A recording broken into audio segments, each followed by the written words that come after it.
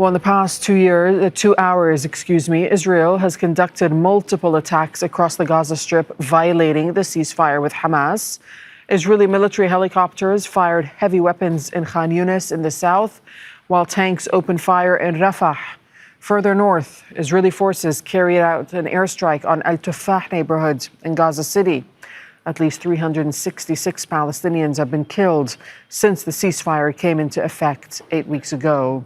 Hani Mahmoud joining us now from Gaza City. Hani, how do people manage to cope and survive in the face of the continued Israeli strikes on Gaza?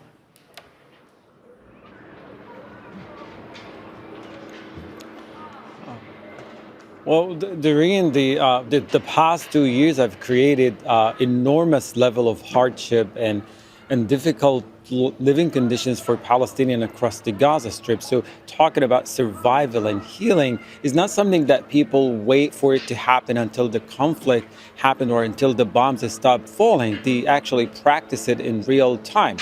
Even when we are in supposedly a ceasefire where all of these forms of violence should have stopped completely, they are still happening on a daily basis. There is a night routine now that starts every single night, starting from 8 to 9 p.m.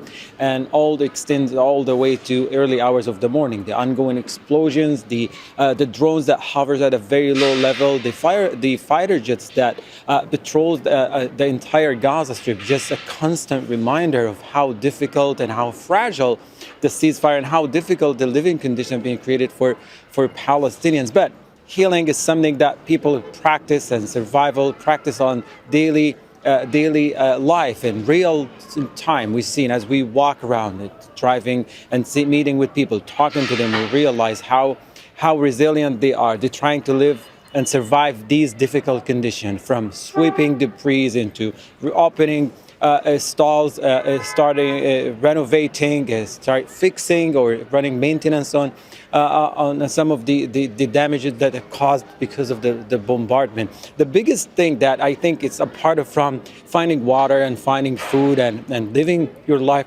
parents have been telling us their biggest challenge has been so far protecting their children. And what they do in order to keep that going, to provide the necessary protection, because parents have been telling us they have failed to protect their children. They did not protect them from the trauma. They could not protect them from the ongoing fear.